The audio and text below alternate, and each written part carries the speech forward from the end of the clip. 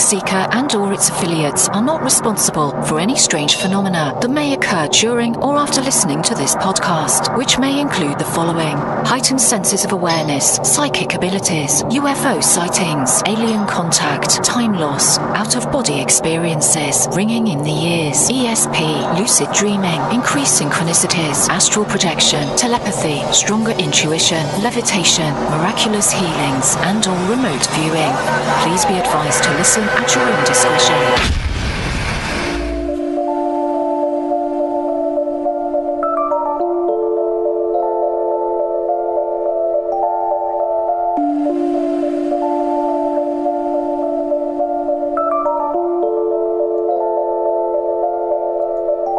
Won't you come and take me away?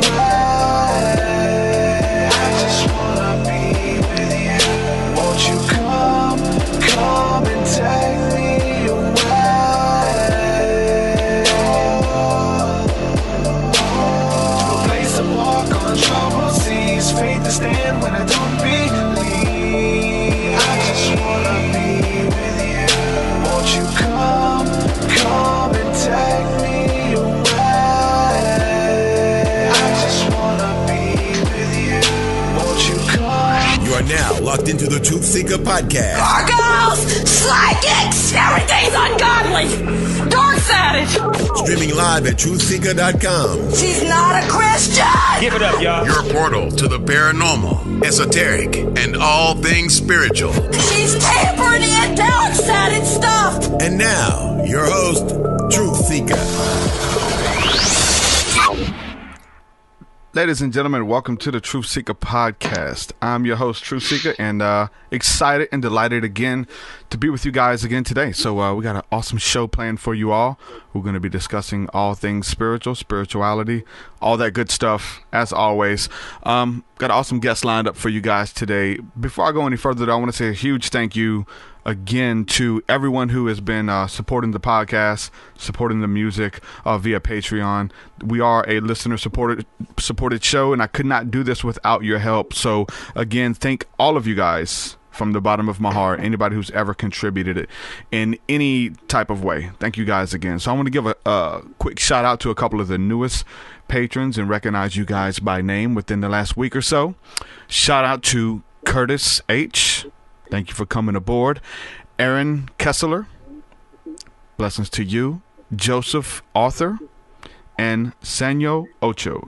Thank you guys for believing in my work, believing in the podcast. If you'd like to support, head on over to patreon.com/TruthSeekah. There you get access to my entire discography of music, which is like 10 plus albums, 200 songs, bunch of really cool stuff that you get access to. You also get access to the Thursday Night School of the Mystics, which is our community aspect to what we're building here with the podcast. You get access to our Discord, which is our daily chat, our daily community chat, hangout, all that good stuff. And so pretty much after the podcast, I like to go hang out in the Discord and commune with some people about the episode. So yeah, if you're looking for community, looking to build with people, make sure that you check out the Patreon page, and there's a bunch of cool stuff there for you.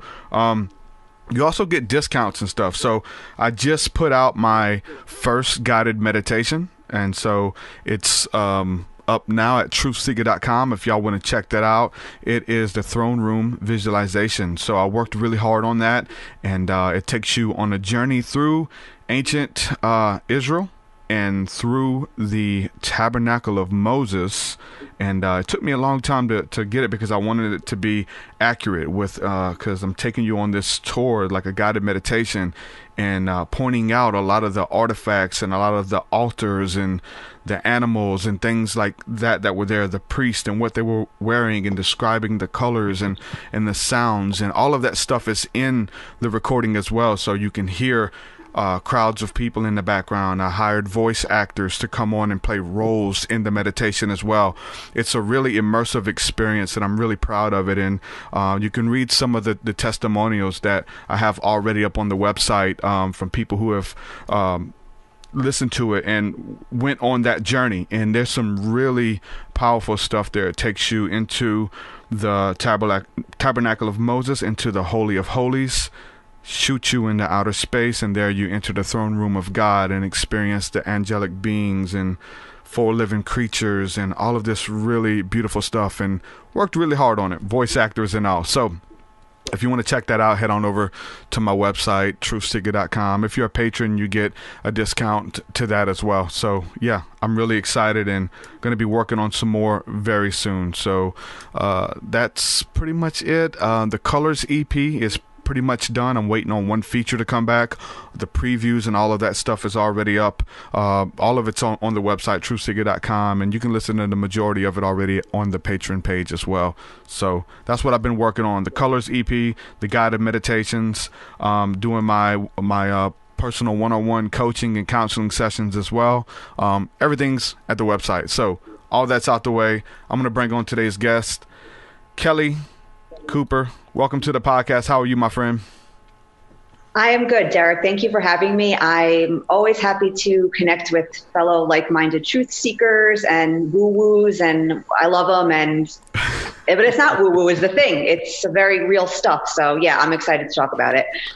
Okay, that's a good place to start. So you do coaching, you put together courses, a lot of talk about the law of attraction, how to apply it to our lives, how to apply it to business, really every area of our lives. I've been focusing on lately how to apply it to spirituality and how to, create miracles and healing and stuff. And so those same laws that we would apply to our business or our favorite parking spot or whatever, we bring those same principles into, okay, we're going to go on this session, or I'm going to talk to you on the telephone, and what we see is going to manifest and create it. So it pretty much took my faith to a whole nother level with seeing people get healed and all types of stuff like that. So when it comes to the law of attraction, you're mentioning, some of these practices and stuff, being woo-woo is what you bring to the table. Yeah. Is it more woo-woo, or is it more practical, or somewhere in between?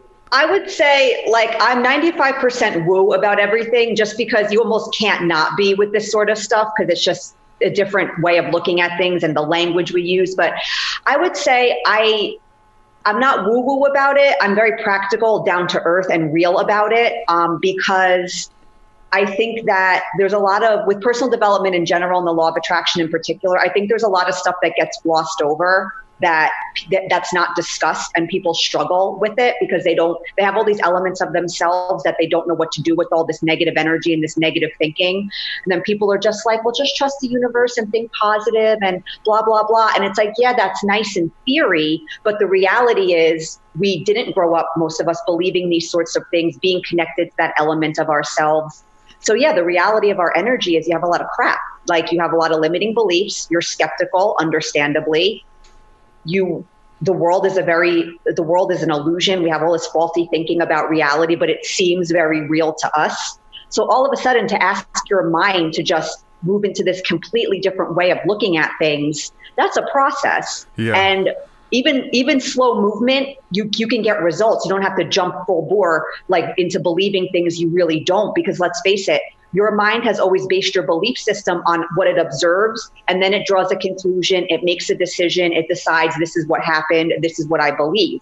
So all of a sudden, the law of attraction and all these spiritual universal laws come along, and they're telling you, no, the inside starts first, and then the manifestation, then the physical reality takes shape around you. So asking your mind to start believing things in a completely opposite way without any evidence, when your whole life the evidence comes first, then the belief, that's a very different way of operating. So I think a lot of people, it's a gradual process. That doesn't mean slow, but I think what happens with the law of attraction is they intellectually understand certain things, and then they think, oh, I believe this now. And it's like, no, you actually don't believe it now. It's okay, you don't believe it yet. And yeah, I think it's just, people, it's just realizing it's a process that you have to deal with some stuff that maybe you think you don't need to deal with, because you just activate positive energy and you get what you want.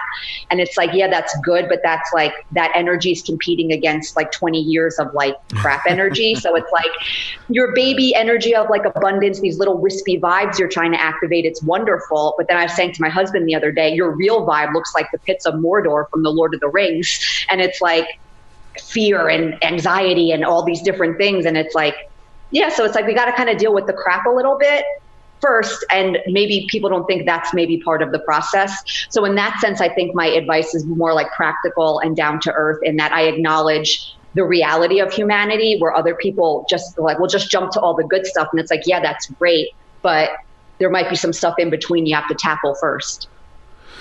Yeah, and I think it starts there. We're looking at it like a level of faith, like, okay, we're just going to step out. Exactly. We can't really prove it, but we're going to believe it and we're going to try it. And then once we start seeing results and manifestation, then we move from having faith to, and even from belief to actually knowing, okay, this is how the universe works. Of course. Mm-hmm. And you're so right, Derek, like, because it starts with the willingness.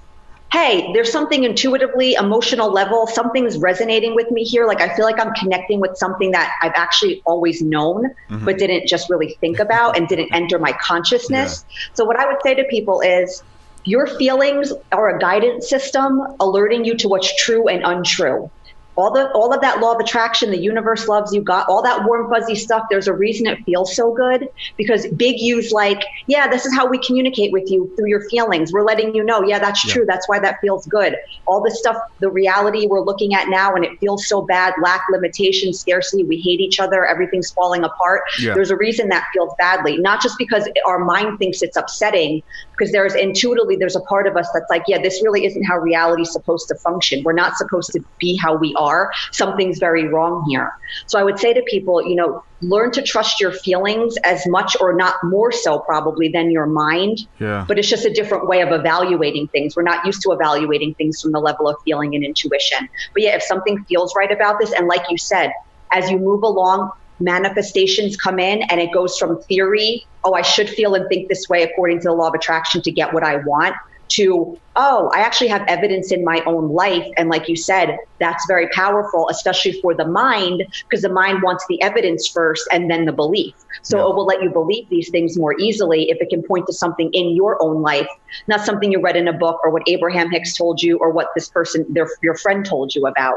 So yeah, it's really about just that willingness to start. You need the trust, the faith, and yeah, you just got to keep going, and the path opens up as you keep committing to it. You start small, and then there's I come from the scriptural standpoint, right? Coming out of evangelical Christianity, right? And so I relate everything back to the scriptures, but there's a scripture that talks about, like, if you start out with the few things, the small things, and you're faithful with it, you work it and try it, you'll be entrusted to rule over more. So if you can try those small things or whatever, and then you're like, wow, this is real. It's almost like a muscle that you have to work out. You start picking up small things, and you get heavier things, and then it's big things, but it has to start somewhere, that faith and belief, and then you test it and work it and try it, and then it's proven to you, and the whole thing with just those different beliefs that we already know, even from like a Christian biblical perspective. I remember, like, there was all these things that we knew on the inside, but we didn't know if it was true, but we knew it on the inside. And so coming from like a Christian perspective, we would start tearing the Bible apart, just reading all these crazy verses that nobody talks about. And you're like, wow, this stuff that I knew intuitively, the prophets knew it. Like, they practiced it. The sages and seers knew this stuff. And now we have, some text or whatever that backs up this belief system and this way of life. And it's beautiful when everything starts lining up for you, Because as much as we have faith and evidence, there is still that part of us that likes that proof and whatever. So that validation and stuff, it can feel good, because there is a part of our mind that's very like science-y proof, like put it in a test tube, prove this to me, show me how it works. So anytime we can get anything that we get that validation, it is very powerful. And, talking about faith, that humans have the ability to have faith in something they can't see and prove. I don't think that's just a random thing we are able to do. I think we were instilled with that because that's the only way to connect to that world, because we can't prove it. We can't get this science like proof, like, this is God and this is how the law of attraction. Technically, quantum physics is probably the closest thing to all of that. I don't know too much about that. I'm not as interested in that aspect of it. But if you're a sciencey proof person and you like the LOA, look up that stuff and you'll probably get stuff your brain will like and be like, oh yeah, maybe this isn't some woo woo spiritual thing. It's actually science kind of too, which is kind of interesting, you know? So yeah, so the fact that we have faith, that proves to me there is something beyond us. We were instilled with the faith to connect to it, because without the faith, we wouldn't be able to believe anything we couldn't see. So yeah, like it all, when we start to think about it, it all kind of makes sense. And it's like, oh yeah, the fact that we're able to do that means that there must be something to have faith in, or else we wouldn't be able to do it. So yeah, there is something beyond us. Stop trying to understand it. Your mind, with our limited consciousness of humanity and further limitation of you, your limited perspective of whatever human being you identify as I'm me. Good luck. Like, you'll never do it. You'll hit a wall very, very quickly, and don't do it, because it'll just pull you away and keep you stuck in the world of the mind and and investing so much in the physical material world. And you don't want to do that, because no, you could have a lot better than that. Don't settle for what you're seeing with your eyes. Talking about the feelings, right? The feel good feelings. I got a message, and I get these messages from time to time, like different, like evangelical Christians will listen to the podcast and they see numbers, they see it doing good, so they feel like they have to reach out and say like, okay, you're doing it wrong, this is the way to do it. And some of them are just taking shots or whatever. But I read a message this morning, and I've read these time and time again, but they say you're just telling people what they want to hear. You're not telling them the truth. You're telling them this feel good message, right, about God and the way things are. And yeah, I am the feel-good message. I think whatever God is would prefer your message than the fiery pits of hell, or the God is. I think if God, I remember I read this once. It was by someone very high up in maybe the Catholic religion, a bishop or something. And one of the things, he wrote this article, he no longer was of the faith and he left the church or whatever. And one of the last things he said, and it stuck to me, he's like, if whatever God is, if he saw what religion was, he would not even understand what it is we're doing. They'd be like, what is all this? Like, you hate each other and this God and this, it would, like, whatever God is, I think is something so beyond our comprehension. And we basically, because we are a person, we think of it as this big person in the sky that maybe we have to curry favor with, and we have to please, and he will punish. Whatever God is, we are perfect in its eyes. Judgment is the realm of humans. I'm sorry, all you people that think that some force is judging us. I'm sorry, I think it's kind of bullshit.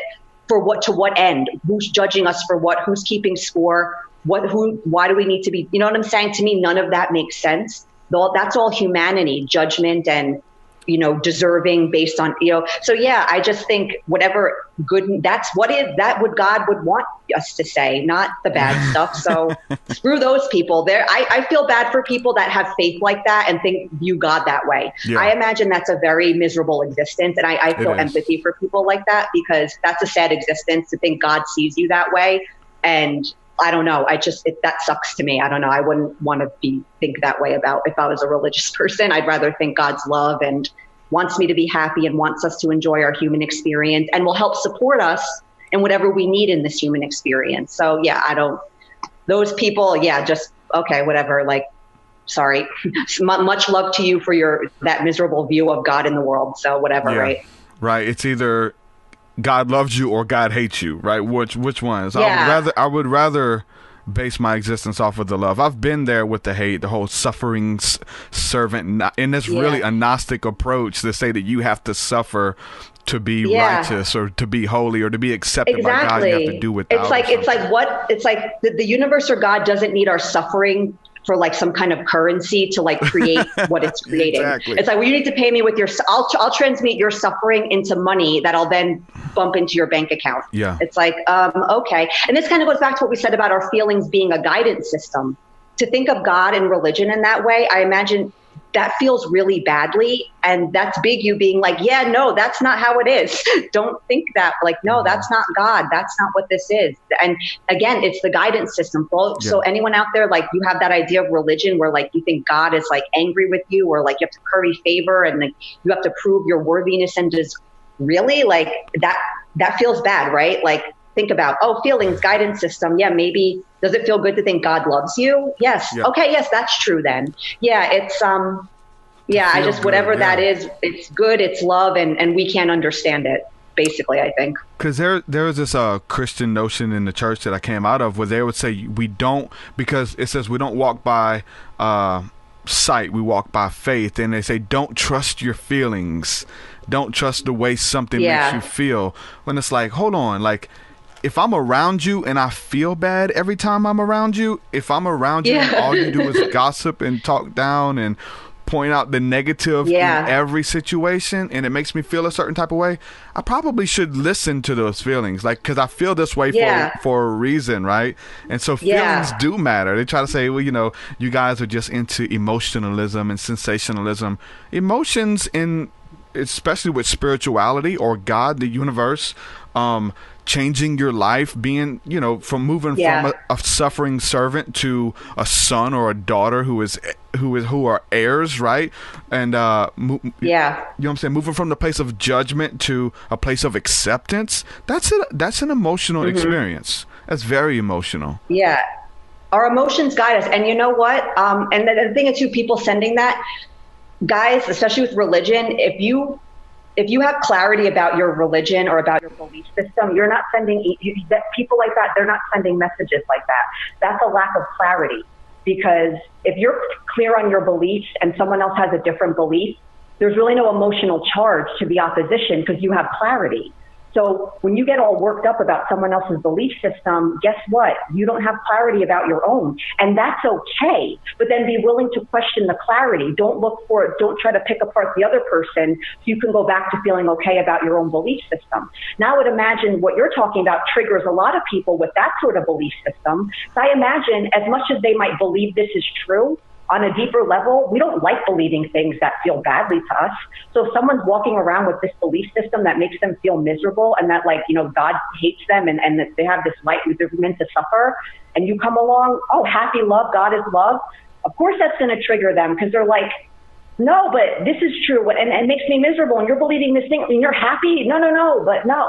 So, like, yeah, it's like, if you're being triggered, especially by crappy beliefs, like, question them for a minute. Do you really want to keep believing all these crappy things? It's like, but yeah, people will want to, and they'll do it. So yeah, it's like, especially with this sort of work, you know, if you get into this stuff, you will be challenged. And, you know, as you get clear, the critics or people that don't share the same views as you, they won't come around as much, or when they do, the emotional response is completely different. Mm-hmm.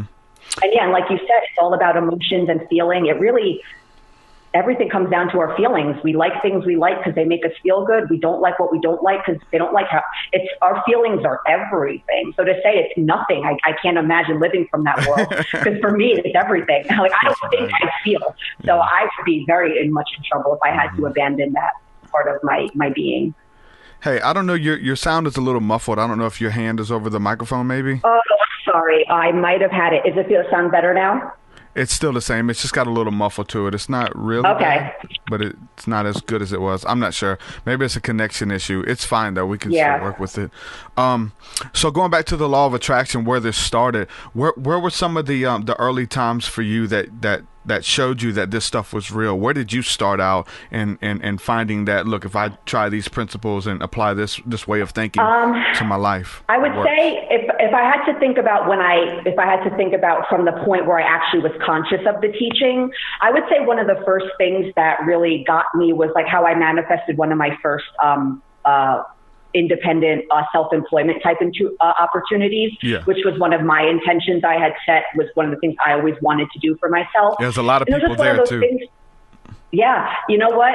I know for a lot of you, it seems like you can't imagine how you're going to get there. You will. Just be patient and just like have a little faith. I know what am I going to do? How am I going to get it going? How am I going to make the money? And, you know, it's all of that comes together. But yeah, it was just like I had set an intention about like, oh, it'd be really cool to get paid to do writing. Something I never thought about before. I wasn't a writer in particular, but I was just like, I had been writing for fun. And one day, I just had an urge to go to Backpage.com, which is like Craigslist. I don't even know if it's still around, this website, but it's basically like a Craigslist with all different postings. And I saw a posting for this company that was looking for writers to create content for their web properties. And again, this was not some long-held goal I have. It wasn't something I was attached to. I was just like, oh, that'd be kind of cool. And I sent my application. I didn't think about it. And 2 days later, they accepted me, and it ended up being like a lucrative source of income for 2 years. It allowed me to start traveling the world and earning money while I traveled, which was my other main goal. And yeah, it was just one of those things where I set the intention. I had this weird intuitive nudge to visit a website I never visit. Why did it pop into my mind? I don't know. And there was this opportunity. So it's just like, I'm like, interesting. Like, I kind of put something out there, and I was detached. That's the big thing here, guys, the detachment. That's not easy, though, because a lot of the stuff we want is very important to us, and I can't detach from it. I need it. I have to let the universe know that I need it, and this need energy is going to help. But again, we kind of want to tamper that down. But yeah, I would say that was one of the first things where I was like, oh, interesting. And like you said, it was just one of those things where you start learning these new different things, and you're just open, you have faith, and you have trust. I started paying more attention to my belief system, how I was focusing. That's something most of us, we don't really do unless you're not a really growth-oriented person. You probably don't think much about your inner world. But yeah, once I started paying attention and I started reading more books, like you said, it's a lot of little things start happening in your life where you're like, wow, like there's something to this. And like you said, then you get faith about the bigger things, and then you feel more confident, and then that influences your actions, and yeah, it all just unfolds. And I think the one thing I would say is that helps people with this teaching especially, whatever bad feelings you feel now about your life, it has nothing to do with you don't have a boyfriend, or you don't have as much money as you like, or you can't find a new job yet. It's the story around all that stuff.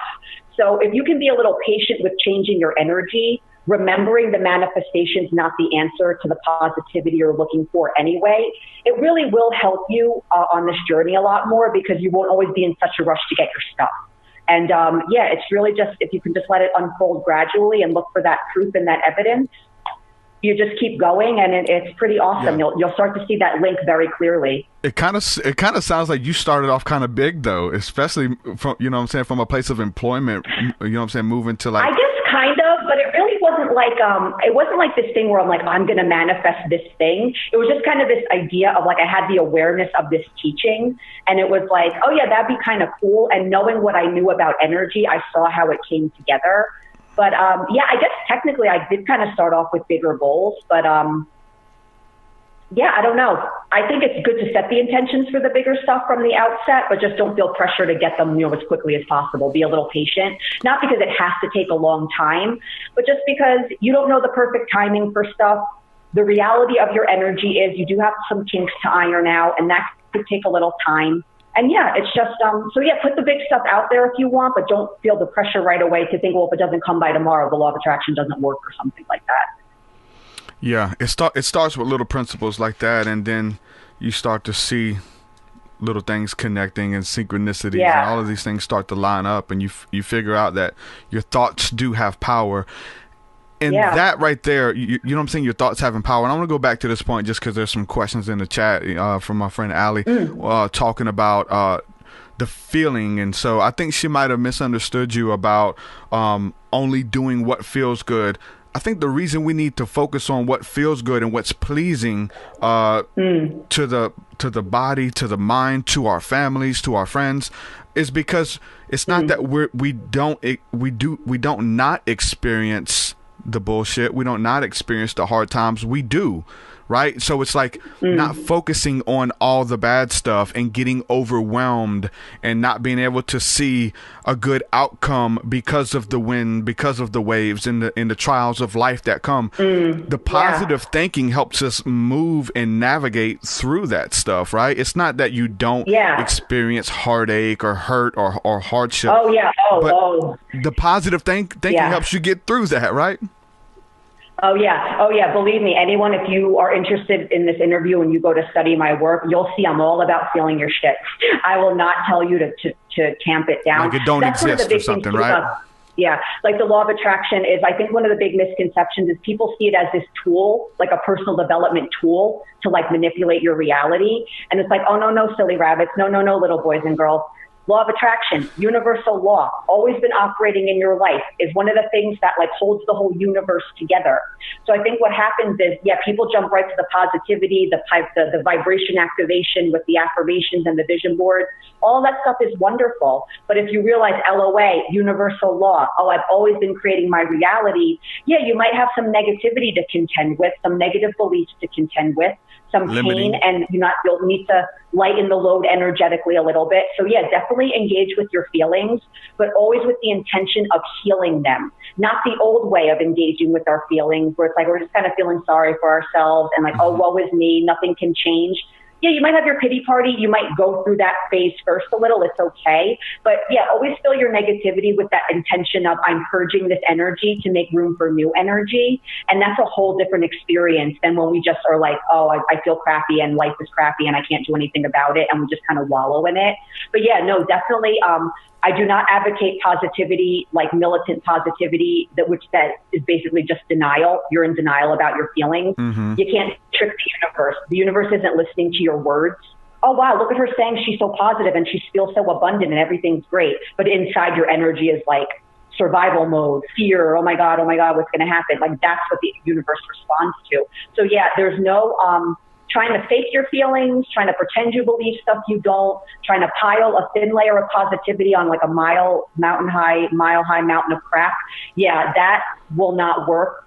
In a very surface way, you might see very little changes. You can activate a little bit of energy, but for consistent stuff, the big stuff, that'll never ever work.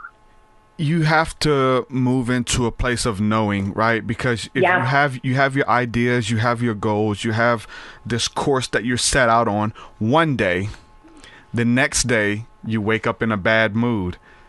Exactly. We're human. So does that negate? Guys, you have feelings. It doesn't negate your course though. You don't just say, I'm feeling not at all bad. It doesn't look like I'm gonna, make it through this. So that's when, especially like in the scriptures or whatever, because they're still talking about the feeling thing, don't go by your feelings there, because you may wake up having a bad day and you're feeling like, I can't do it. That's really great. I'm glad you brought that up. I'm sorry, I didn't mean to, but because when we talk about like following your feelings, what me and Derek are talking about, we're talking about intuitive, big you like feelings. The feelings of like the crappy feelings, I'm not talking about the feelings that are the surface level feelings that are a reaction to your mind's mental chatter. That's not what I'm talking. Those are feelings. No, that's not. That crap is like, don't listen to that. Don't do that. Just give up today. Like the feelings we're talking about, the good, follow the feelings. Those are the intuitive, when you're connecting with spirit, connecting with truth, intuitive knowing feelings, not the crap surface feelings. There's a lot of Christians listening, right? So we'll just say God and the devil. God and the devil. Okay, don't listen to the devil. Yeah. Don't listen to the devil feelings. That's like the reaction to your mental chatter that never ever stops, by the way. So you really, if you're especially into LOA type stuff, do your affirmations, do your vision boards, do all that crap that makes you feel good. But really getting a rein in on your mind and your mental chatter will be the most powerful thing you can do for any sort of inner work like this, because your mind is going to be your biggest barrier. Your mind has very different goals than your spirit. And the law of attraction, the space you operate from, spirit, emotion, intuition, your mind doesn't understand it. It doesn't belong there. It will try to keep imposing itself and wanting to keep doing things its way. Because of the old programming. It cannot be.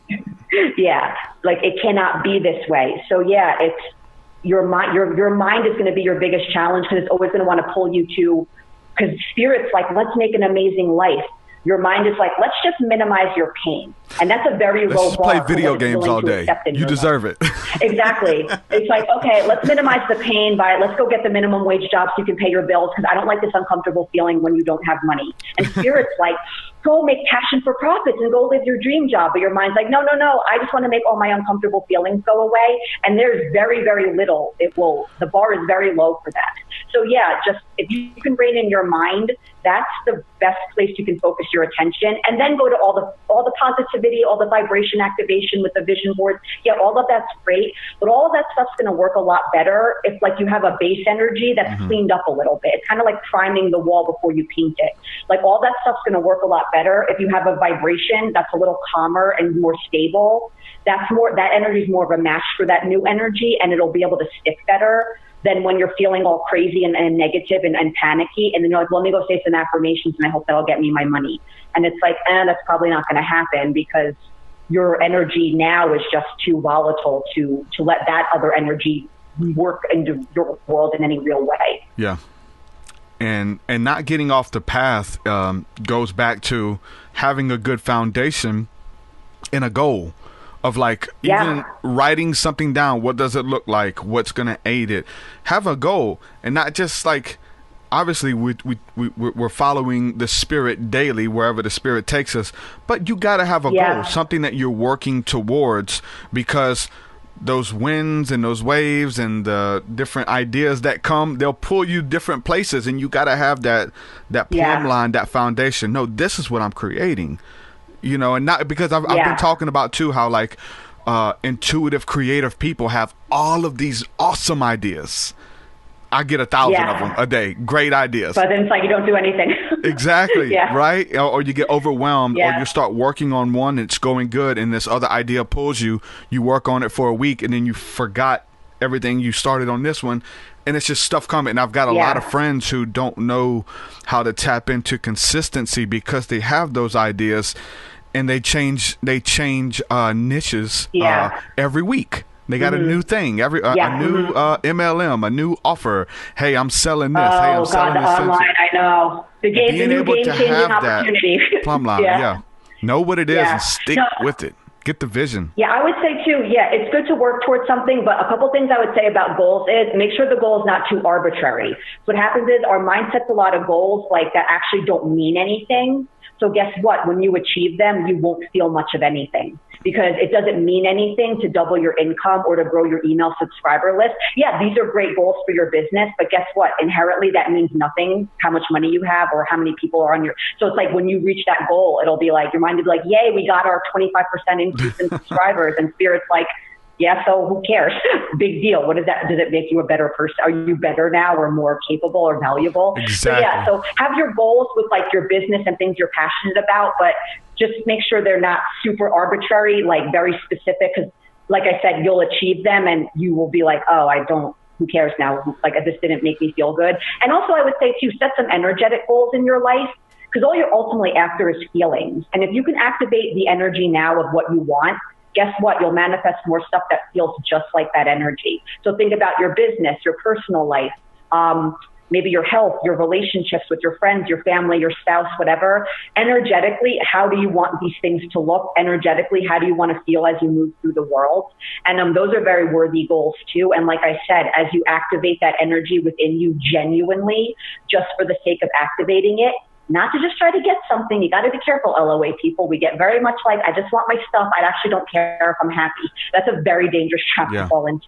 But set some energetic goals. And then from the energetic goals too, what happens is a lot of inspired action stems from that higher vibration. And any action you take, the world of action will be, your relationship with that will be much more different and much more harmonious. And, try to work towards you want to feel like you have some reason to get out of bed every day. Like Derek was saying, like that's important for just overall well-being and just the creative energy being channeled towards something is powerful. Yeah. It's not all about, subscribers or having a huge audience because like, I believe in growth. I believe in the spirit that there's growth. I believe if what you're doing has life and it's going to organically grow. Your reach is going to get bigger. You know what I'm saying? It's going to grow organically, but it's not necessarily the number thing. Like you can scroll Facebook and just see weird people with like 700 people watching them or 100 people watching them.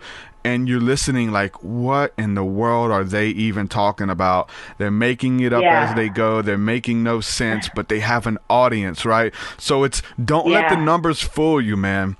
Understand quality over quantity as well, right? Yeah, like especially with law of attraction and business stuff. Listen, I get it. Like you have a business, so your mind is like, yes, this is how we make our money. But it's like energetically realize that your source is God, right? And your business is just one channel. Yeah, on a mental level, you're like, this is how I make my money. A lot of our energetic goals don't make sense logically. But energetically stay open. Remember, your business is just one potential source, one potential channel of infinite. God is your source.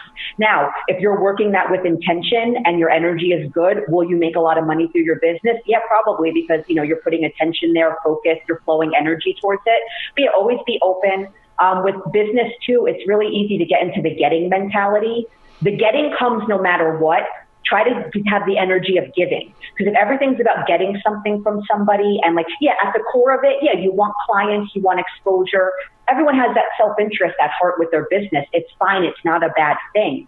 But energetically, trying to get and then the giving energy, very different feeling, very different journey. And the getting, and guys, everything I'm telling you is implicit. It's implied. The stuff will come on the outside. Yeah. A lot of the way I talk about the LOA, I feel like people's minds get very agitated. Like, what's she talking about with just general feelings and just being happy? And we want our stuff. Don't listen to her. Go to the guy that's going to tell you the 5 steps to manifest the boyfriend in 30 days or whatever. Mm-hmm. Everything I'm saying, it's implied, will positively impact your physical reality, the money, the relationships, the weight loss, whatever it is you want, the new job. Yeah. But yeah, like energetic, kind of what you said earlier. It's like, really try to approach this teaching more from like a spiritual, like inner transformation thing, not so much about just getting stuff on the outside you don't have. Mm-hmm. That comes anyway. It has no choice because you're changing your energy, because trying to using the law of attraction to get stuff you don't have and changing your energy internally in a meaningful way to change your physical reality, they are not the same thing said 2 different ways. Those are very different things. That's good. Very different journeys, and they will feel very different. And the getting stuff you don't have journey is very painful and frustrating. And again, I promise you, the other journey, focus inward, focus on the happiness, and then activate your energy around money when it feels good, or take your actions around whatever. Yep. But that'll feel a lot better. You'll get what you want immediately, which is just to feel better. That's all you want anyway. And the stuff comes anyway. I swear to you, people are just like, don't listen to her. She's tricking you, mind. She's trying to get you to just be happy. She doesn't care about your money. You're getting a boyfriend. No, I'm not trying to trick you. I promise. The stuff comes anyway. Make it the giving, the goal, the generosity of spirit, all of that, and the money, and it comes, and you'll enjoy it much more, because you won't enjoy the stuff you get if you're trying to get it just to take your pain away, because it's not the true cause of your pain. So it won't work anyway. So, and that's a lesson that it's we take a while to learn. But it will come. It comes with the territory. But if that's your pursuit, if money is the pursuit, you're going to be messed up. Like, I come out of the Christian evangelical circles where we had a lot of contention with what is known as the prosperity gospel, which is all they talk about is money, how to get the next, you know what I'm saying, reach the next level of employment. Once you get that job, you need the next bigger job, more money, a bigger house, bigger car, maybe even an airplane, like really crazy goals. And it moves from like God or being like a genie in a lamp, like a jinn, catching a genie in a lamp and making it grant you these wishes because you're doing the right thing or whatever. And it messes up your pursuit. And those who seek after money will never have enough, because you always want more. You're not going to learn how to be content where you are on the process, on the journey. So if you're focusing on your content, what you're creating, what do I have to offer people that's going to help them where they are, versus what can I create to generate income? Those thoughts come in. You have to keep everything in perspective though, moving forward. And you know what, especially if you're one of the people that you're trying to turn your passion into a business, and I get it. You're doing it. You feel desperate sometimes, right? Yeah, and I get it. Like, you're not doing it as a hobby anymore. You want to turn it into a business. You want money. But like you're saying, when it all becomes about the money, nothing will drain your passion for that faster, because you're no longer focusing on being of service and sharing your gifts and sharing your knowledge.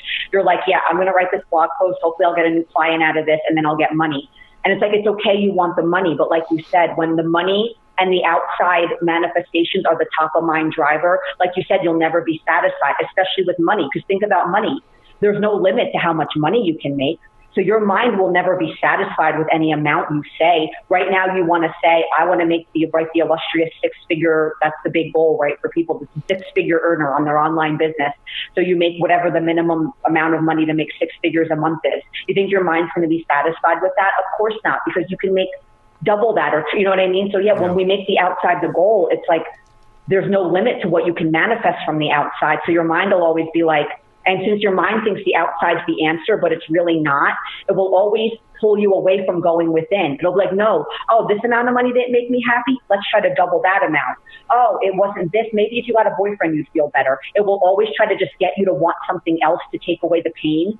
And it's a very dangerous trap to fall into. And just make it, really try to go internal with the journey. Want what you want and think about it if it feels good, but really try to make the transformation the goal, knowing the stuff comes anyway, than trying to get something you don't have and using the law of attraction. It's very painful and very frustrating. It's just the universe. It's just God. Like, there's a scripture that says, delight yourself in the Lord and he'll give you the desires of your heart. Whatever it is that you desire, like, it's there for a reason.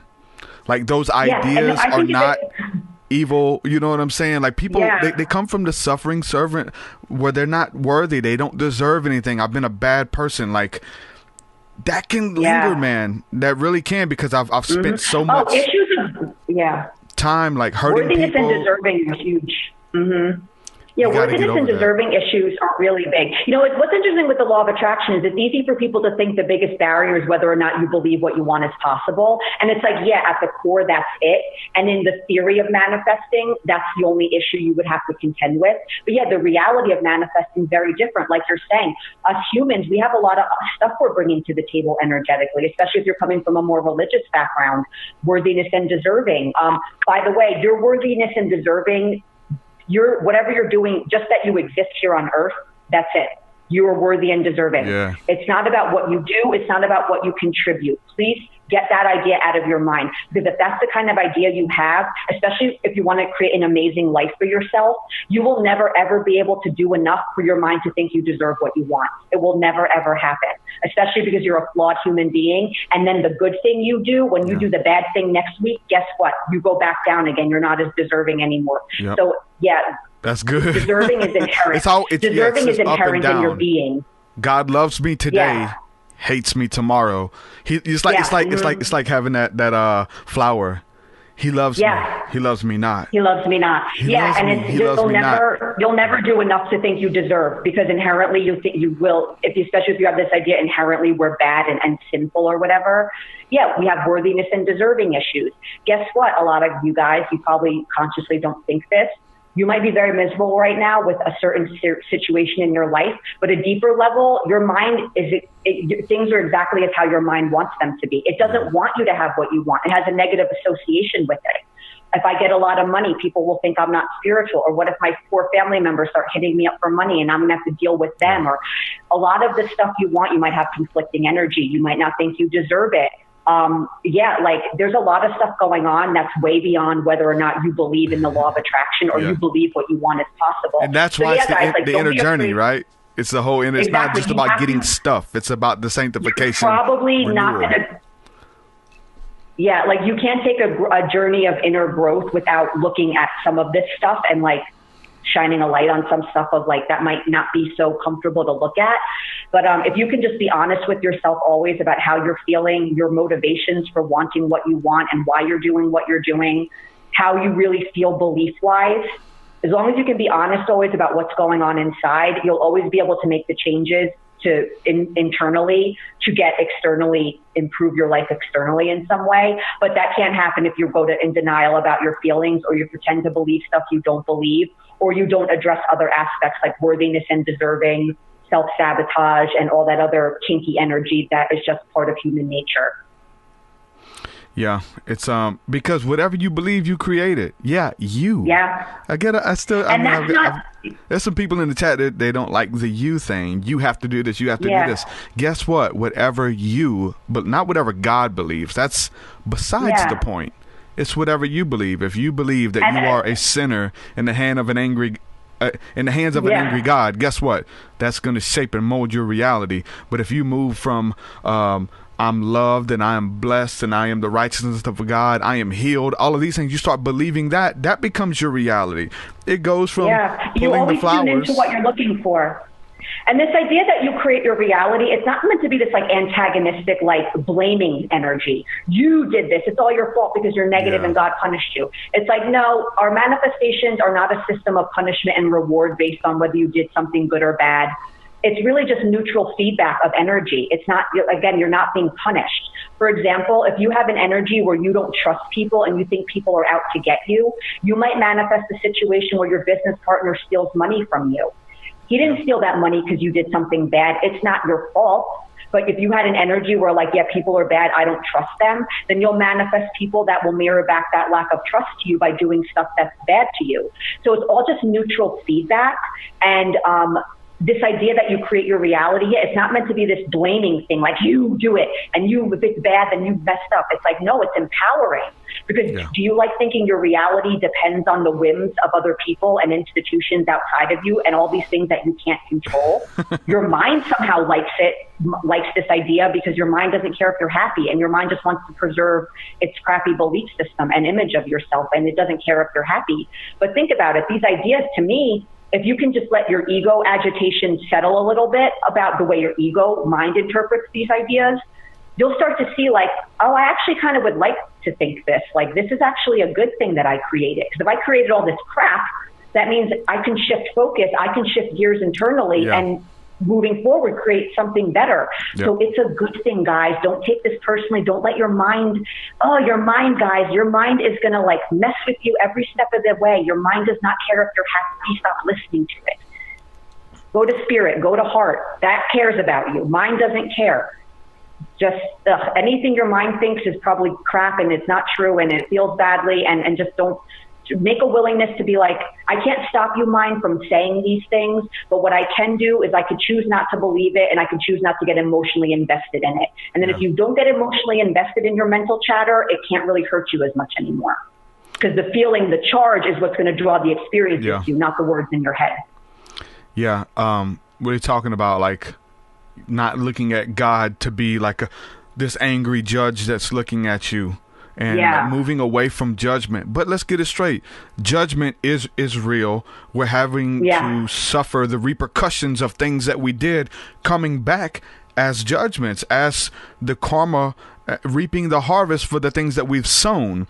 Bitterness, hatred, anger, bad it'll thoughts, all come back to you. Negative stuff. And then once you, because it's coming back. But not punishment, guys. Just neutral feedback. You're not being punished, I don't think. Like, I personally, the view of karma where like you get comeuppance for being bad or rewarded for being good, I don't believe it. Again, because that stems from the idea I don't believe God is a judgmental force. And it's like, who's keeping score, who's deciding what's good or bad, like who makes these, right? So to me, that none of that makes sense. But karma in the sense of, you reap what you sow. Like you're putting out an energetic signature into the world, and you're just getting stuff back, and it's just neutral feedback. You're not being punished. You're not being tested.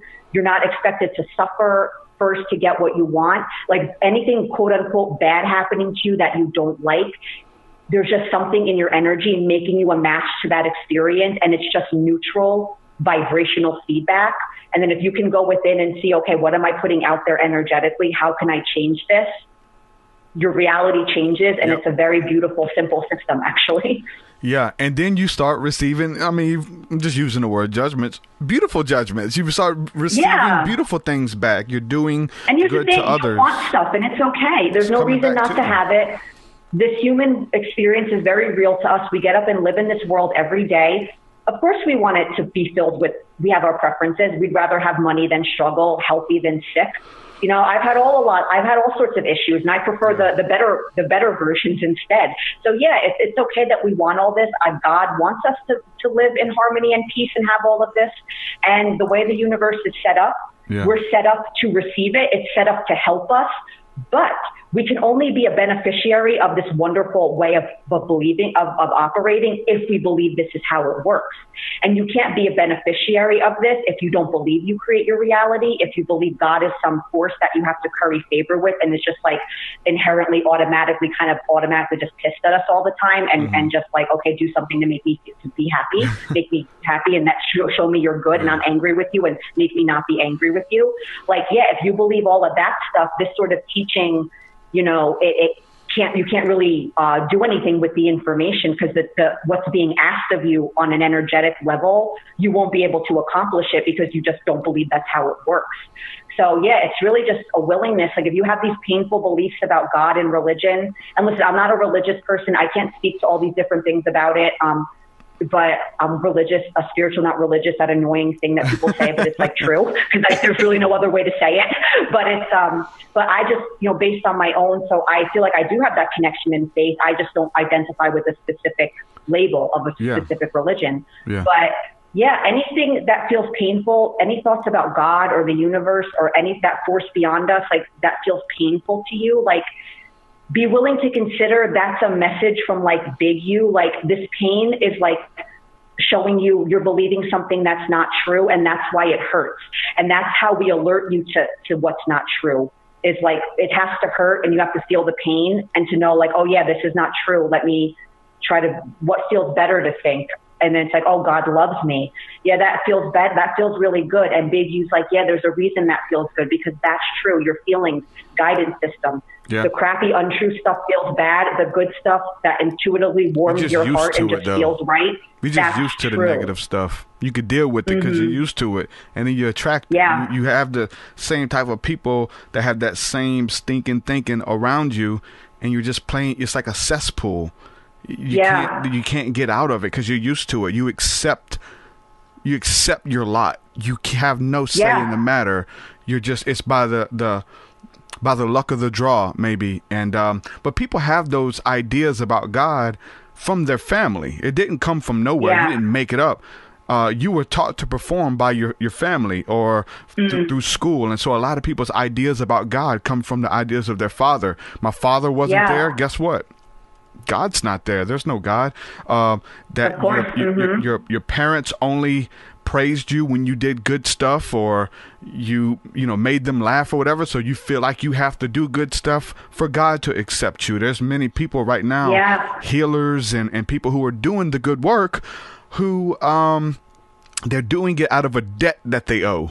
Right, they've caused a lot of bad things on the earth. They come from a troubled youth and doing a lot of bad stuff. So they're doing this. A lot of Christians even too.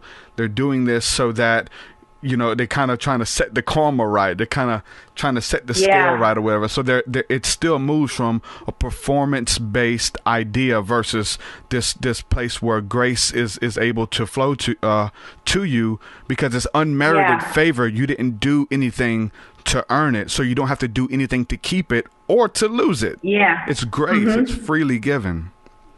It's nice to know that like there's infinite abundance of everything. Like there's enough for everyone. Like we said earlier, the universe or God doesn't like need your, like, it's not like some kind of alchemy where it transmutes our suffering into like the stuff it puts back out into the world. It's like, well, I need, I'll give you money, but I need you to suffer like 20 hours and I can give you like $1,000.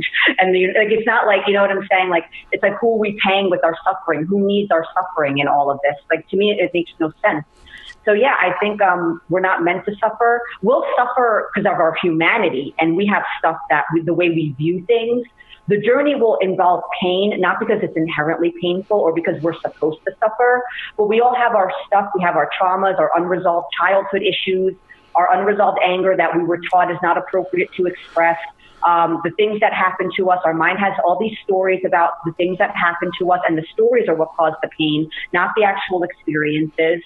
And so that part, there's going to be pain in the sense we have this pain that we created ourselves, but the journey's not supposed to be painful. Getting what you want, getting to a happier place, getting to a healthier place emotionally inherently should not be painful. That's why I talk about too with the law of attraction, really try not to get into the trap of making it all about getting stuff you don't have, because that's very painful, because all you're focused on is like what you don't have and the pain of that.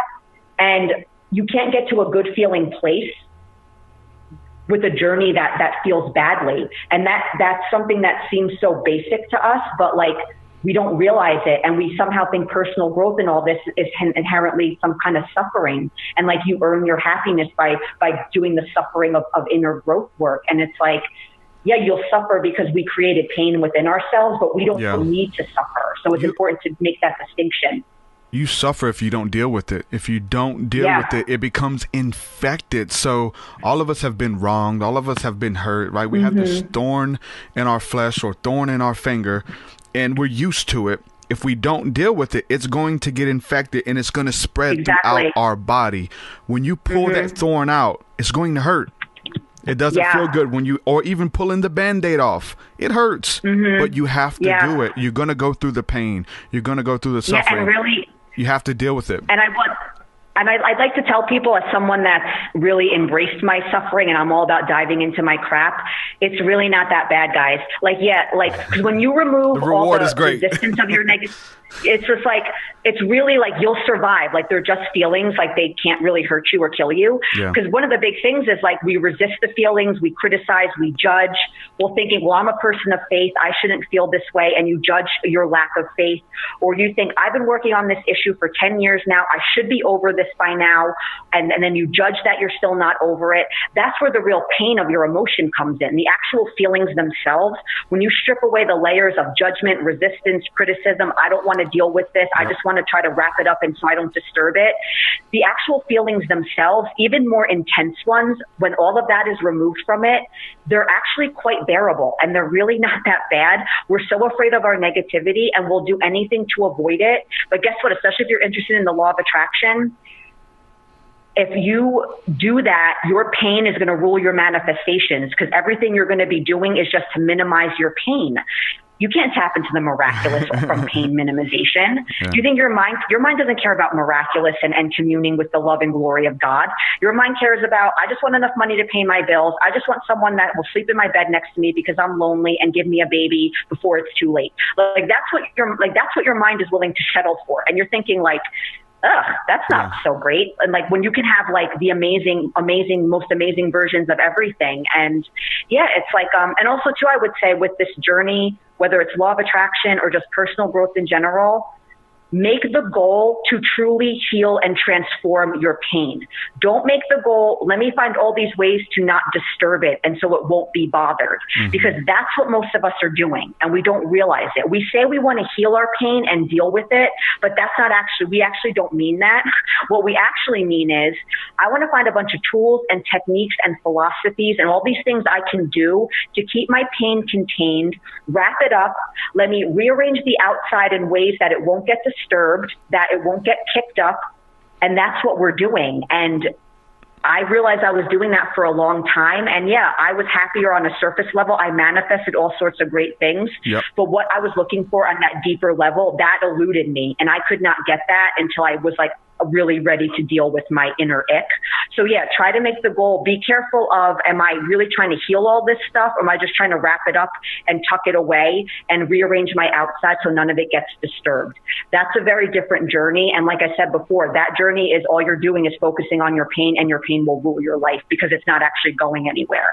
And everything around you, you're going to try to control your life so your pain doesn't get disturbed. Good luck with that, because you can't control anything outside of you. The only thing you can control at the end of the day is your inner world, and that's it. So if you can heal that in a real way, like you're ahead of 99.9% of people in the world, and even personal growth people, you're even way ahead of all them too. So all of us, we're just running around trying to get stuff we don't have and wrap our pain away so it doesn't bother us. And it's like, we could do that, but it's at some point it won't be enough, and you'll need more. Sounds good. Well, Kelli, I appreciate this interview. I really enjoyed it. Go ahead and plug your website and all the cool stuff that you have going on where people can check you out.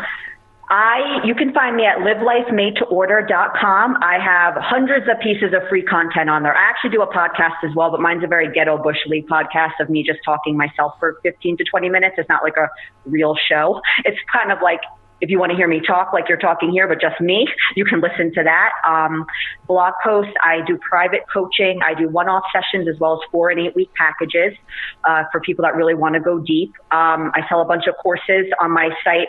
My courses are not programs like do this, do that, step-by-step stuff. They're really basically series of lectures with some assignments that come with them that help you explore your energy more deeply around the subject of the class. So it's not like a program like I'm going to tell you what to do to get something, but if you want to explore certain subjects more deeply as it relates to the law of attraction and specifically like relationships, business, I have that stuff for sale. That a lot of people like that. livelifemadeToOrder.com is, you'll find everything there. If you liked what I shared about the law of attraction, my perspective on it, my content is pretty in-depth, and you'll have plenty to chew on over at livelifemadeToOrder.com. Make sure y'all go over there, check out her work. She's got a lot of really cool stuff over there. Kelli, again, thank you for coming on. We'll have to do it again soon, my friend. Derek. Thank you. This was awesome. All right. And thank you for helping me getting over my video YouTube stuff. I'm always like, oh, I hate when my stuff goes on YouTube.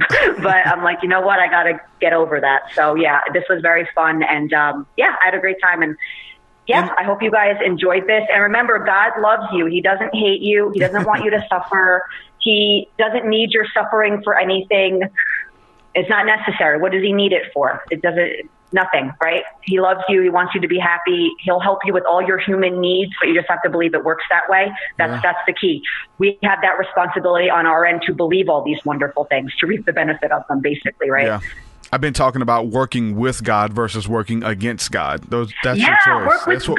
God, the universe, it wants to work with you, but it can if you don't think he wants to help you. He can't unless you believe he wants to. Yeah. Before we go, just let everybody know what you're doing right now, because you're actually traveling right now, right? Is that what you're doing full time? Yeah. Just like traveling and doing sessions when you travel. What's that look like? Yeah, basically, so since like 2011. I'm not in like a good position here. My husband and I have been doing our online business ventures and traveling the world, and we do a lot of house sitting, which means we come to people's houses and watch their pets. Brings us to a lot of interesting places. Right now, we're doing a 2-month house sit in Oman, which is a country in the Middle East. If you haven't heard of it, I find a lot of people haven't. I'll admit I didn't know too much about it until recent years. A very lovely city we're in. Middle Eastern culture, it's fascinating. Yeah, so what I do, my thing is I like to travel, and I have my business is location independent, and I can work with my clients all over the world. Just, need an internet connection. They don't need an internet connection. They can work with me by phone, but I do everything online. And that's what I do. And let me tell you guys real quick, if someone had told me this would be my life like a bunch of years ago when everything was like falling apart, my father had died, I had no money, I was anxious, I was like, my life was a giant mess. I would have been like, nice story, but I don't know how that's going to happen. Your mind doesn't know how anything you want is going to happen. The how is none of your business. It can't see the infinite combination of circumstances. It does not know the path. It does not know who you're going to meet. It does not know the ideas and insights that you have not had yet. So just have a little trust, have a little faith. Work on just general vibe management. Just try to feel better overall, just for the sake of feeling better. That energy, you'll start to see all sorts of stuff show up from that without even focusing on anything in particular. And I always like very general rather than specific focus. That never really feels that good to me. So yeah, just have a little faith, have a little trust. But yeah, you have to believe that God wants you to have all of these things and thinks you deserve them. And I do believe that whatever God is does think this way. That's it. So you created this with the law of attraction, this life of journeying, traveling the world, doing what you love. You wake up and get to do what you love for a living. Yeah, exactly. And you know what? It wasn't always an easy journey. It's a no-brainer, guys. It's like, listen, you'll have to go through a lot of stuff internally because you'll have a lot of beliefs you need to change. You might get opposition. So in that sense, the journey is difficult. But again, it's our human created difficulty. Inherently, it's not supposed to be hard. But yeah, it will be difficult in that sense. But just, commit to figure out what you want. You get that clarity and go after it. And know that the true root of cause in your life is your energy, your belief system, action, and all of that. You'll do all that stuff, but all that's level of effect. Everything in the physical world is just level of effect. Nothing's truly created there. That's all a result of mental and energetic everything, right? So remember, level of cause is your mind. The outside world, a lot of it's just a big fat illusion. Anything that feels bad about the outside world is faulty thinking, and it's not true. It seems real because this faulty thinking led us to collectively create all of this crap. Mm-hmm. But the truth of reality, if you can keep that in your heart, the outside world becomes a lot easier to deal with. And like Derek said before, you kind of get what you focus on. You'll start seeing the good and the love. Yeah, the bad stuff's still there too, but the good, there's plenty of good, and you'll tune into that more, and you'll be able to exist in the world much more peacefully. Yep. Good stuff, my friend. Thank you for coming on. We'll have to do it again. Thank you so much. Hey, who is your who is your husband? Ryan Biddulph. Wow. I was going to say he's a good interviewer. You probably like him. I just looked at your name on Zoom here, and it says Ryan Biddulph. A good friend of mine has done some work. So your husband has a blog. What's the name of his blog? Blogging from Paradise. And he Blogging does a from lot of like, Paradise. he talks a lot about his travels, but his big thing is really just like blogging, you know, professionally and, you know, all that stuff. So, but he loves talking about, he's very spiritual and he takes a very spiritual approach to business. I think you would really enjoy talking I didn't with him. even know that was your. I didn't even know that was your husband until I looked on Zoom and it said RB Biddulph, and I was Yeah, like, it's his account. Mhm. "Is that possibly Yeah. Ryan Biddulph?" I know who he is. I've actually got a friend of mine, that's my hubby. Alonzo Pichardo, has done a Oh, lot of. Alonzo, yeah. Alonzo. Podcast together. Yep. Alonzo, I know Yeah. Alonzo. Yeah, that's Yeah. so funny. Yeah. Yeah. Me and Alonzo a good did guy. a lot of stuff together. I got an amazing interview with Alonzo on my channel that we did. We did like a 2-hour Talk interview. about doing business from like a spiritual place, right? He's very, Really good. yeah. Good stuff. That's Alonzo's awesome. great. I didn't even know that until we're about to hang up, man. That's so awesome. Synchronicity. That's so funny. All right. I loved this interview. It was so good. Yeah. I don't know. Obviously, I don't know the chat box. I hope most of the feedback was positive and people No, it definitely enjoyed was. it. Definitely was. Yeah, good stuff. Not like all the talk. I'm like, no, God. No. It's cool. And people are just, I mean, a lot of these concepts are new for people. You know what I'm saying? So everybody's just trying to move into this place of how do, what does that look like for me in my life? Me and my 9 to 5. How do I create this? And then, trying to rationalize that, everything. like if it is like religious people, and like I said, I'm not religious, so I can't relate so much to like that conditioning and overcoming it. It's a mixed multitude here. Knowing what I know about, energy and knowing like the blocks people have, I know with the religion from clients and stuff, and I really do hope I was able to say something to them that maybe got through at least a little bit to move them away from the suffering, God's angry, worthiness, and I'm not worthy, because that's a deep energy if you're going to work with a teaching like this, that's a deep energy to overcome, and it's challenging. And I do hope that I said at least something to get people thinking like, maybe this view that feels so badly, maybe that bad feeling means it's not true. Yep. And so just like working through it, I think that each one of these podcasts is helping people work through it. I get messages every day from people who are thanking me, people who are in religion trying to understand this level of spirituality, and people who are coming out of the church, and people who have kind of, forsaken that a long time ago, thanking me for connecting the dots again, how they're, God is for them and those type of things. So it's like an eclectic audience of just pretty much some of everything. That's a nice feeling, I think, probably for the people that moved away, because they might want that connection, but the connection they were taught was so they were pushed distorted. away. They were pushed away. It feels nice. Yeah, it feels nice to them to like have that connection to God in a way that feels good and not bad. Yeah, so that must be a nice feeling for people that want that connection, but it was just always taught that it's a crappy connection, and it's not a good feeling one. So I think you're doing something that's very, very important.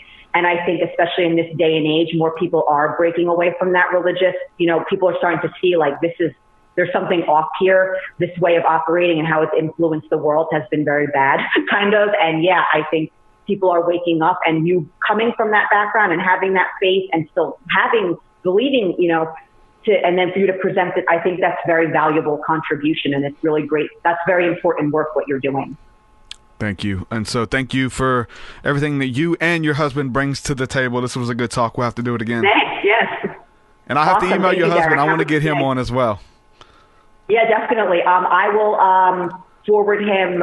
I could either give you his email or I could forward him your contact info. What would be better for you? Either way. I'll reach out. Cool. I'll send him an email. Yeah. Awesome. You have a great day. All right, my friend. You too. Thank you. Bye-bye. Right, bye-bye. Wow. Right at the very end. Synchronicity, man. Everything is connected. You find out that it's a small world after all, right?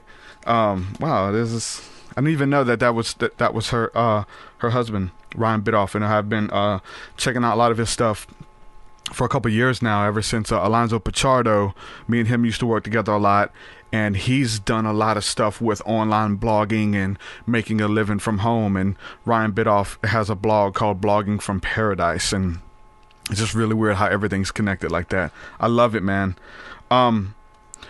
What she's talking about, like, people don't want to deal with their BS, right? They don't want to deal with the hard stuff. I mean, rightfully so.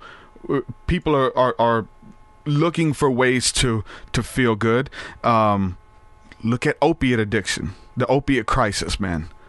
And people, instead of dealing with their problems, they get addicted to opiates to numb the pain, physically and spiritually, to go within and deal with the hurt, to deal with the stuff. You have to deal with it, man. Eventually, you reach a point where you have to go in and you have to deal with it. And it's levels, it's waves. There's no secret to say this is a one-time thing. We offer personal sessions and stuff, and you have to be willing to work with somebody, man. It's not like a one-time thing and everything's good, you know. And you have to go through deliverance. You have to retrain your mind, man. You have to renew your mind. The Bible says to renew your mind daily, not come to Christ and receive a new mind and it's good. Now there's levels and things that can come in a day. There's strides that come in a day. There's old paradigms and thought patterns that fall off in a day. But it is a daily walk, and none of us have arrived. None of us have reached that final destination. Not me, not you, not anyone you see on television, anybody you've looked up to, that you followed.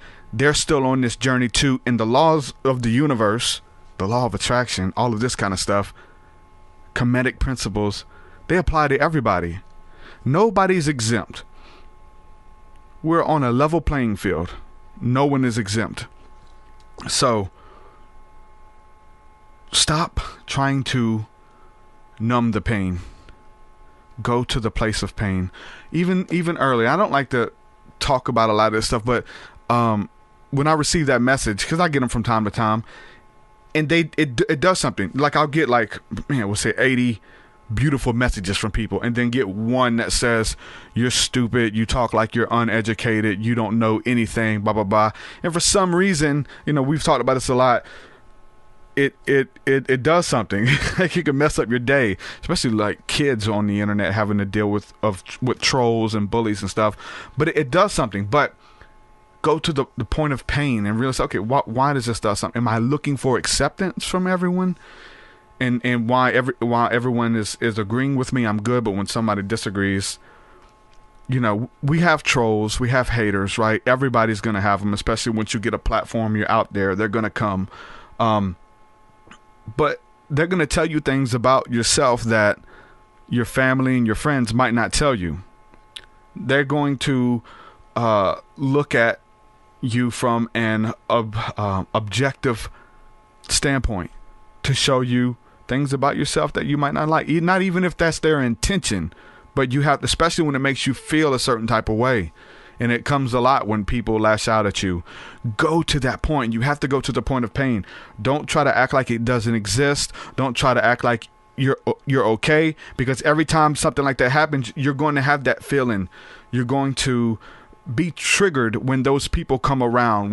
And there's so many people, I've talked about this, like, people get upset when I say the word God. I did in that guided meditation. I say the word Yahweh. In my writing, I wrote the word Yahweh, and someone got offended that I said Yahweh, just because of their paradigm and the way, like, they were okay with God, but they weren't okay with Yahweh because that represents something else to them that may or may not be true from their realm of study, and it triggered them.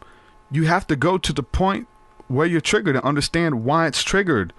There's people that I've interviews that I've been on, when I say God, they get upset. They don't like that word because it reminds them of the Southern Baptist church they used to go to in the 80s. Whatever it is, like these things that trigger you.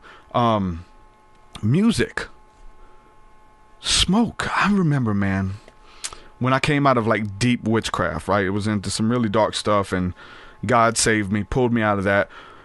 I couldn't be around incense. If I smelled incense smoke, it reminded me of rituals and things that I did to seal pacts with entities, and I used rituals.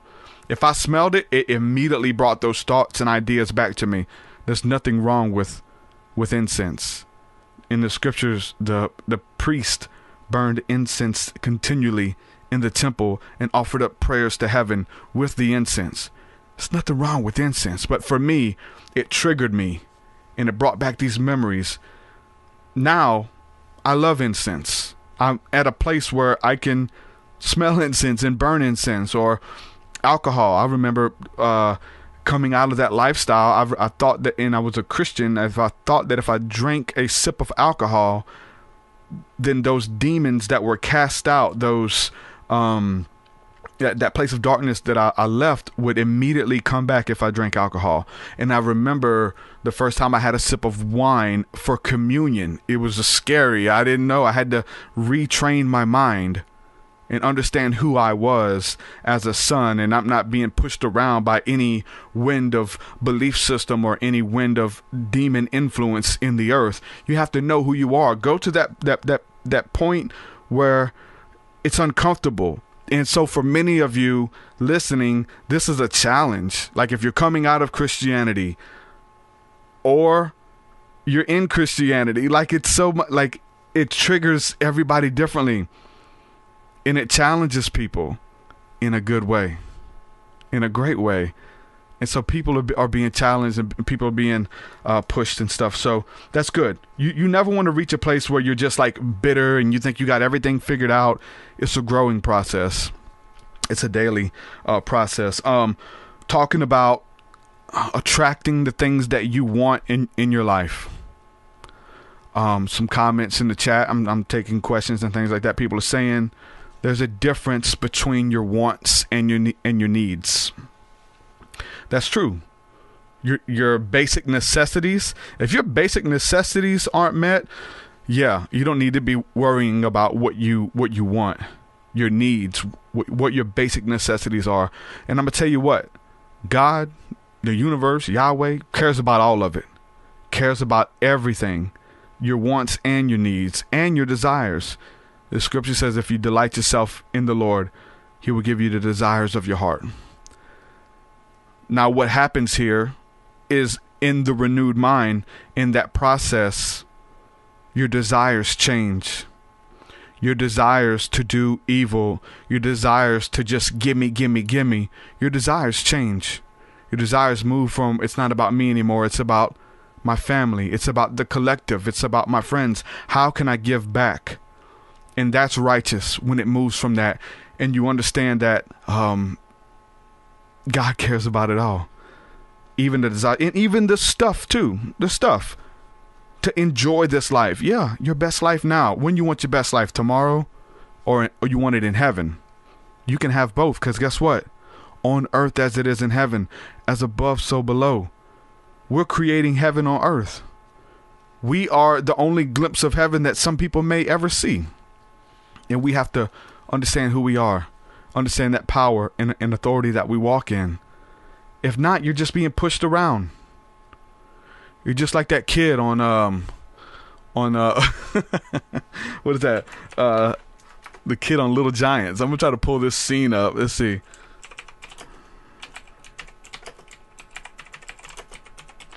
And hopefully I won't get banned off of YouTube. I don't even know if I can find the scene, but anyway, who knows? They'll probably ban me if I played it. But I don't know if you guys remember that scene. The little kid comes in with all the pads, and he's allergic to everything, and his mom was going to let him play. Let's see. This is the trailer and stuff. I'm trying to find it, but oh well. Anyway, he's being pushed around, and this will be a good scene. I'll have it queued up for the next one. He's being pushed around in a circle. Whoa. And that's how some of you are. You're just being pushed around by every wind of doctrine, every belief. It's part of the process. You got to know who you are. I got friends in the chat right now, and they've told me, look, I'm listening to you. I listen to this guy. I listen to her. And you all have something valuable, and you all have this way that you do it. But I don't know how that's supposed to look for me. And I tell them, look, it's not any of us. It's about you. Maybe take a little bit of this, a little bit of that, a little bit of this, combine it, and it's you. You're a little bit of all of it, right? That's how it's supposed to look. Whatever helps you, whatever serves you, the desires of your heart. Yeah, God cares about it. Those desires are there. Renew the mind, renew the desires, and understand when it comes to the desires, like there's a scripture, man, this principle in Deuteronomy, I believe it's Deuteronomy chapter 14, where it's talking about the tithe, right? And it's talking about how all of these Israelites would have to travel from out of town to celebrate Passover and to do these different feasts and festivals, and they were to bring their tithe with them. And their tithe was their grain offering, their first fruits, cattle, these type of things, right? Just a percentage of that so that the priest could live and all that kind of stuff. Well, if someone lived, 100 miles away or whatever, and you got to bring all these cattle, all this grain, but it's only you and just a couple people with your tribe, like it's going to be hard for you to bring that to Jerusalem to celebrate. So the scripture says, if those of you who have all of this stuff and have to travel, it says, sell your cattle, your grain, all that stuff, sell it where you are, get the money. When you come to Jerusalem, spend it in our economy. And it says to buy whatever your heart desires. This is God, a commandment. Spend it on whatever your heart desires. You say, okay, what is that? Well, and it also mentions strong drink. Come here, have a good time, join into the festivities in the festival. Just spend it here in the economy. But it has to deal with the desires. God does care about the desires of your heart, man. But again, renew your heart, renew your mind, and your desires will change. I don't desire the things I desired 15 years ago, 10 years ago, 5 years ago.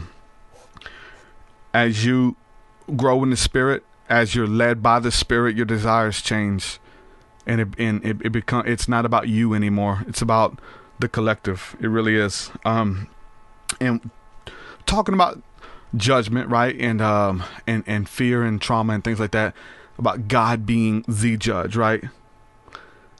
And it's not to say that God doesn't judge, right? But it's totally different for us to even approach, because our idea of judgment is flawed. God does not judge the way men judge. He does judge, he does rule, but he rules righteously, a righteous judgment. That's the difference. We don't even understand that. We judge by appearance, and this is the scriptures. We judge by appearance. God judges by the heart. He judges the intentions. There's a lot of people doing the wrong thing, but with good intentions. And this goes into, Father, forgive them, for they know not what they do. They don't know what they're doing. Until you give them the knowledge of the truth, they don't even know. They don't even know what they're doing. Paul goes on to break this down and said, look, I didn't know what I was doing. The Most High did not hold it against me. The Most High don't hold it against me. I don't know. And you're still trying to, when you was in a place of ignorance, you're still trying to right wrongs from things that you did when you was in a place of ignorance. God throws your sins and your mistakes as far as the east is through the west, and says he remembers them no more. If God can do it, why are you still trying to hold on to that stuff? Why are you still trying to remind yourself? And I'm telling you, I've just been seeing this, and I'm trying to make sure that I'm not operating out of this place of people who, obviously empaths, right? People who are healers. Most of us, and I'm telling you, I'm almost at 200 episodes on this podcast. I've had a lot of people on this show. I've talked with a lot of people. A lot of you guys have been with me this entire journey. And I'm starting to see different things, man, connecting dots. A lot of empaths, a lot of healers are people who have been hurt. I think it comes with the territory. For you to be empathic, for you to be able to show empathy, a lot of times you have to have been through that stuff. crisis counselors, right? Someone who is in the field of being a crisis counselor, they're going to reach out to people that they resonate with. I have friends who are, shout out to Brooklyn. She's a patron, just became a patron, a good friend. She's a crisis counselor, and she's dealing with people who are dealing with suicidal thoughts and addictions. Why? Why is she passionate? Because she went through that. She went through that.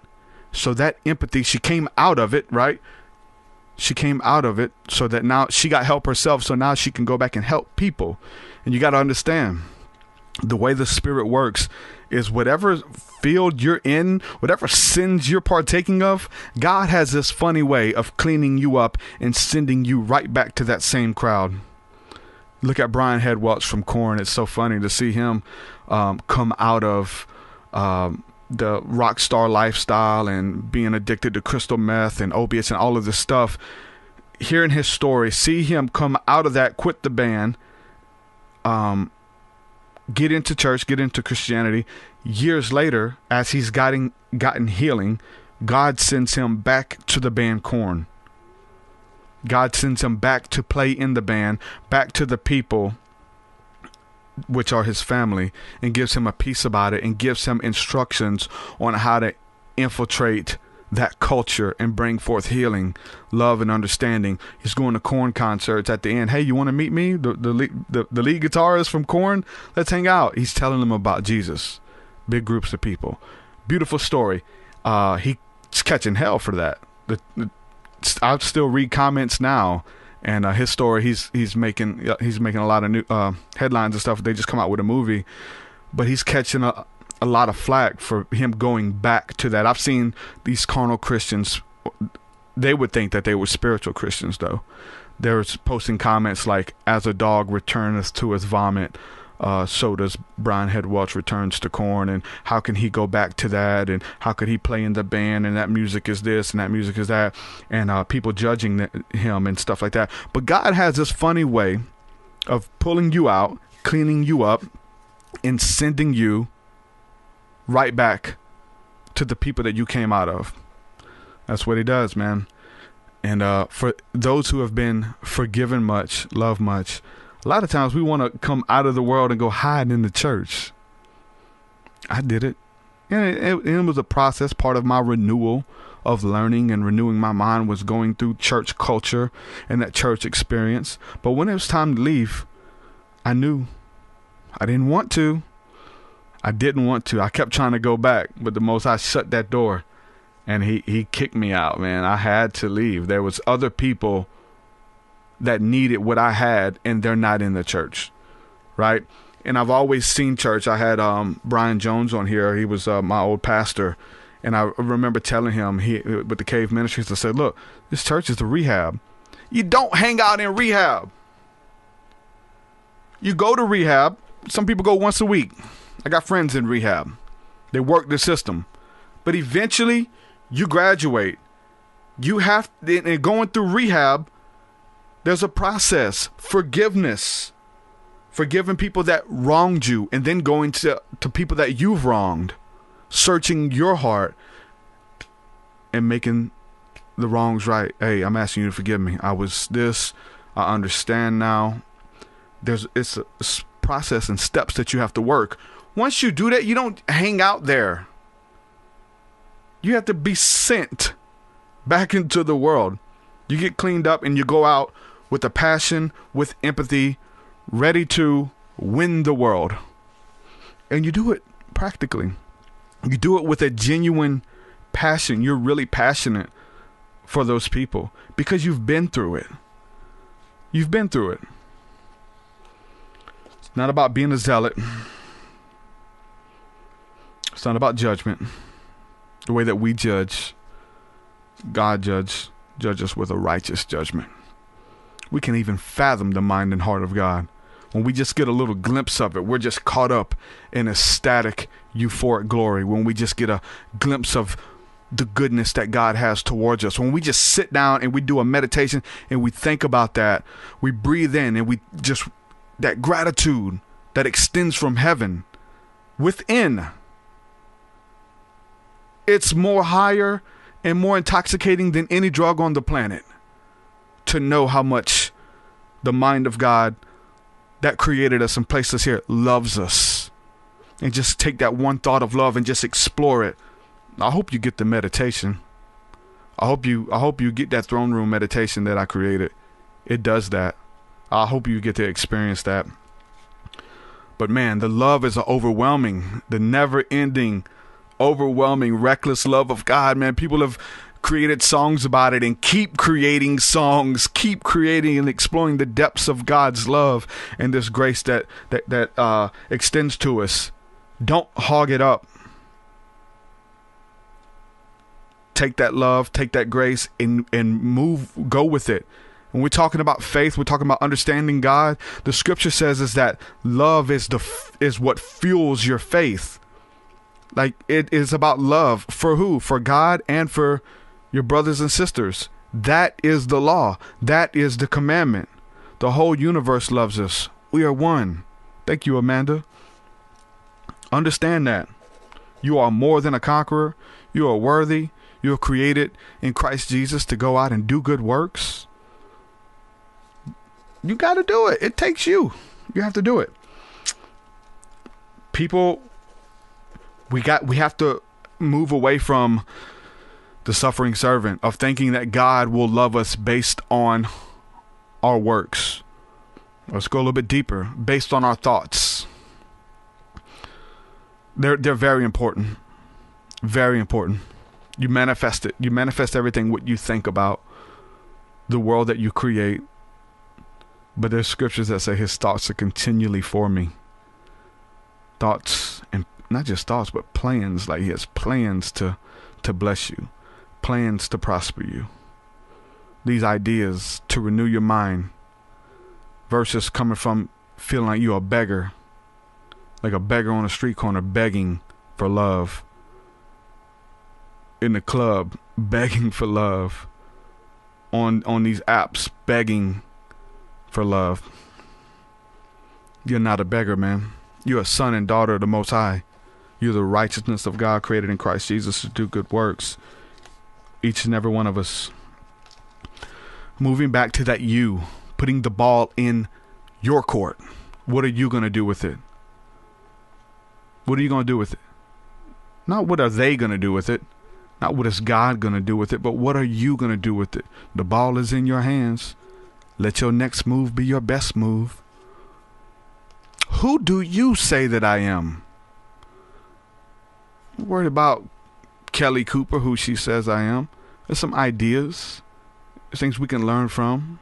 I'm worried about TruthSeekah, who he says I am. What about your pastor, who he says I am? Who do you say I am? It always comes back to you. Who do you believe in? I put my faith in God. Blessed I'm still breathing. Better understand it, man.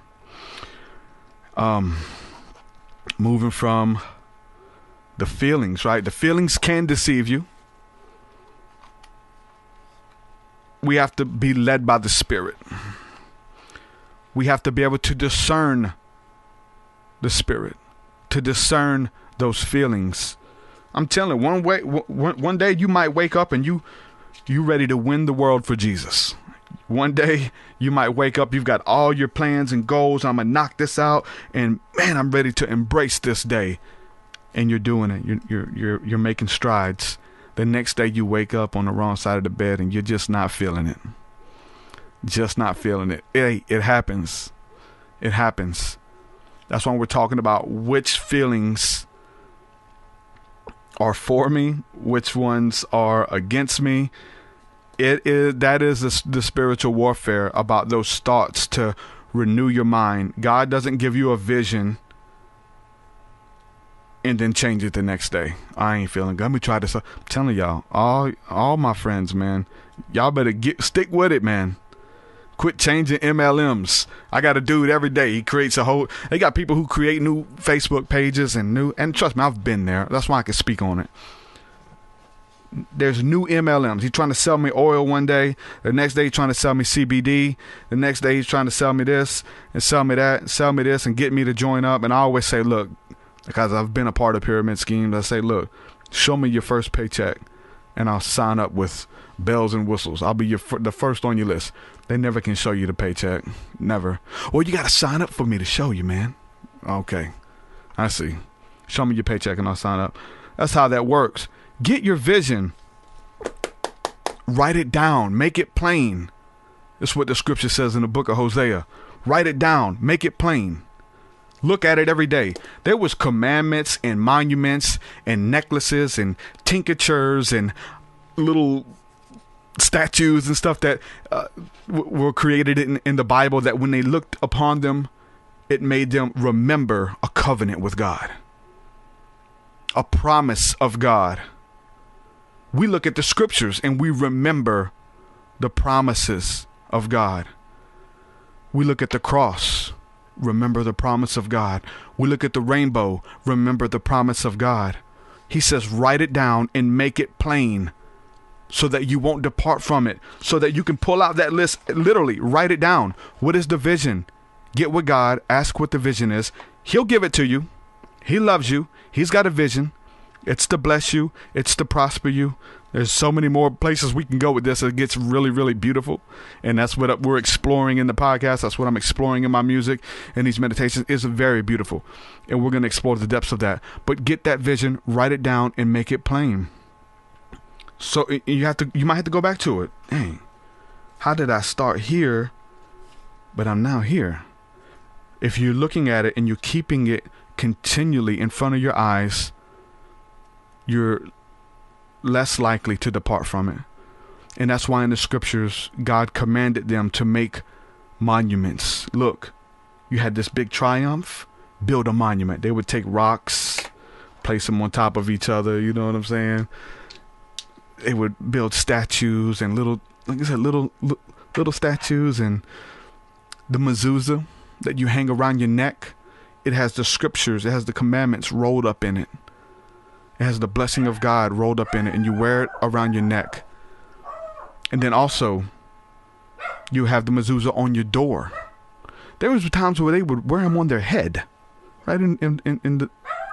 It's called a phylactery. You wear it on your head, so that you are always reminded about the promises of God. Why? Because it's how easy do we forget? How soon do we forget? So you have to look at this daily. Every time you come in and out your house, you see that reminds you of the promise of God. Write it down so that you're reminded of the vision. Because you'll forget. You'll forget. Write it down. Take a picture. I don't care. So that you can keep returning to it. Also, when you write something down, you're 90% more likely to see it out. 90% more likely to see it out than just having a good thought. Oh yeah, I'm gonna come back to that thought. Okay, when? Next week? Tomorrow? As soon as you think it. Look, you got all kind of apps on your phone where you can start writing things down. Anyway, I don't know who. Some got some weird people at my door, y'all. Let me get off of here though. We'll see what they want. I gotta watch them. I don't know who these people are. Anyway, y'all pray for me. I got that thing in the back. I love y'all. Subscribe to the channel. Follow my Patreon. I gotta go see who these people are. Peace, peace. Your way so much higher than mine. So much higher than mine. So much deeper than mine. So much deeper than mine. Well, that does it for this episode, folks. To hear more episodes of the TruthSeekah podcast, head over to TruthSeekah.com. And if you're wanting to support the show and get rewards, go to our Patreon page at